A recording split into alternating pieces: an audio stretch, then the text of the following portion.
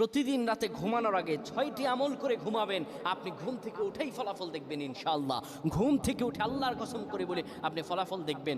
ঘুমাবেন আপনি গুনার বোঝা নিয়ে, ঘুম থেকে উঠে আপনি নিষ্পাপ হয়ে যাবেন ইনশাআল্লাহ, কোনো গুনাহ থাকবে না। যদি প্রতিদিন আপনি ঘুমানোর সময় এই 6টি আমল করে যেতে পারেন, 3বার করে করবেন। 1 নম্বরে যে আমলটি করবেন, কালিমা পড়ে ঘুমাবেন।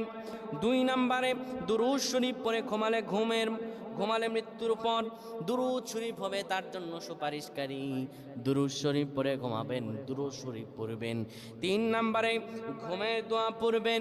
ঘুমের দোয়া পড়ে যদি ঘুমাতে পারেন, সারা রাত ইবাদত করার সওয়াব আল্লাহ আমলনামায় দিয়ে দিবেন।